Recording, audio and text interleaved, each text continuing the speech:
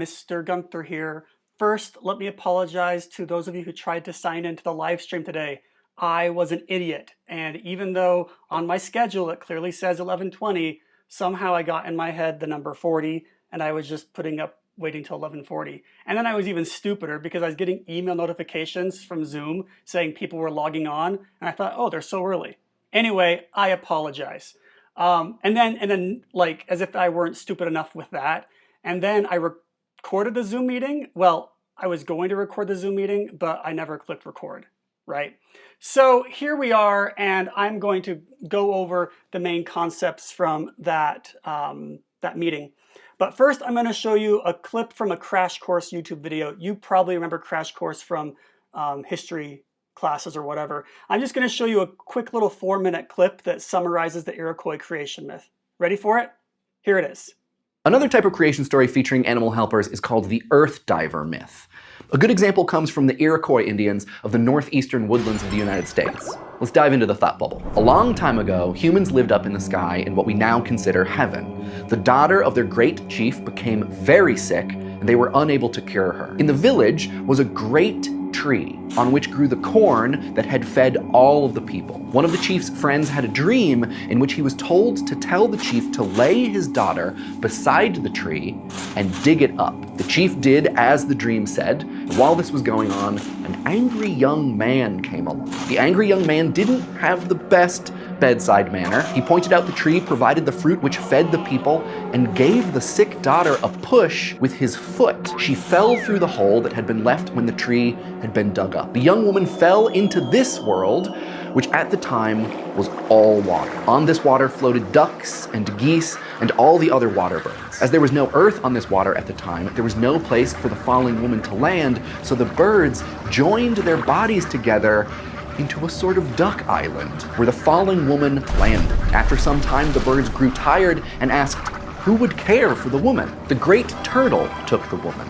And when he grew tired, he asked who would take care of her. They decided to prepare land on which she would live, the earth. The toad, after some convincing, dove to the bottom of the primal sea and collected soil which was placed on the broad carapace of the great turtle. It increased in size until it provided the land to accommodate all the living creatures. I like that. That creation, the version of that is a little bit different from this one, and that's fine. But I like that it kind of puts visuals to it. So I want to make this really quick, so let's dig into the beginnings assignment. On Canvas, open up the beginnings assignment. It says it's a quiz, but it's not really a quiz. I just like to use the text boxes. Okay, question 1. Now, because you're here watching this video, I'm going to give you kind of a different perspective than you might get if you weren't watching this video. And question 1 says, what similarities and or differences are there between these creation myths? And rather than comparing these creation myths to each other, I want to do something a little different and compare it to a creation story you might be more familiar with, which is the one in the Bible. So the story in the Bible, especially in regards to animals, is that God created Adam, and then God brought all the animals to Adam and said, Adam, what do you want to name these? And I imagine all the animals marching up in front of Adam and flexing and strutting, and Adam thinking, what should I call you? Hummingbird, lobster, hamster, right? And naming all the animals. And then God says to Adam, Adam, I will make you Lord over all creation. Okay, put a pin in that. Now, in the Iroquois creation myth, this woman in distress and is pregnant falls to earth and, well, first of all, there's already creatures here, right? There are ducks and fish, I assume, and there's definitely turtles. And not only are there already beings here, the beings are intelligent and they communicate with each other and with themselves, and they're capable of abstract thought. And as she falls, the ducks come together and they form a landing pad for her.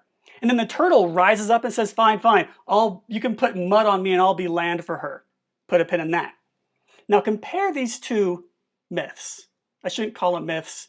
I mean, myth doesn't mean it's make-believe. Myth just means it's a old story, okay? So I don't want to offend anyone. Compare these two stories. On the one hand, if you grew up reading the story from the Bible, you'd look at animals. I can see a horse outside right now.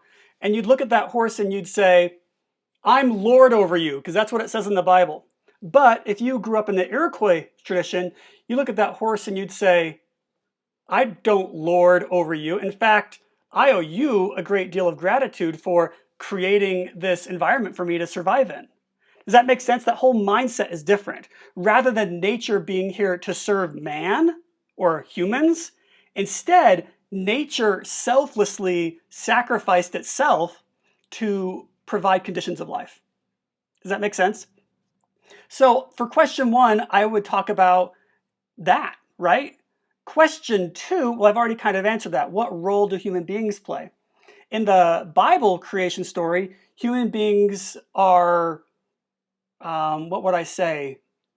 They're almost gods. They're like wealthy landowners. They are like kings in like the medieval times where they're just in charge of everything. And animals are there for them to consume, right? But if you grew up in the Iroquois creation tradition, you would see yourself as being more vulnerable and more in debt to the natural world, right? And that leads us to question three, which says basically find an example of figurative language. Okay, now figurative language is any time you don't mean something literally. Now, I'm not saying that the Iroquois didn't take this literally, but I like to pretend, at least for the sake of this lesson, that they didn't take it literally. Maybe there weren't literally ducks literally saving a pregnant woman literally falling from space. Okay? Maybe instead the concept is that they're trying to explain figuratively is that human beings are vulnerable and indebted to the natural world. And that concept, if you think about it, like just step back and look at it from an abstract point of view, is true, right? Like without ducks to poop and fertilize our fields, we couldn't grow food, right? Without other animals, like without that horse, I couldn't catch up with deer to hunt them. Without deer, I couldn't make like clothes, right? And that idea of being indebted to the natural world, I think is figuratively what this story is about. Okay? Finally, question four, and I can't answer this question for you. This question says, write your own creation myth. I want you to have fun with it. I want you to be crazy with it in 100 words. So maybe your creation myth is about a giant hummingbird made out of bubble gum who cries a single tear that becomes a giant barn. And inside the barn, there is a committee of donkeys that create man out of their earwax. I just made that up. Don't steal it. It's a good idea. But come up with something like that and try to have, if you're really smart, try to have some figurative idea behind it, okay? And I will read the best ones next week, okay?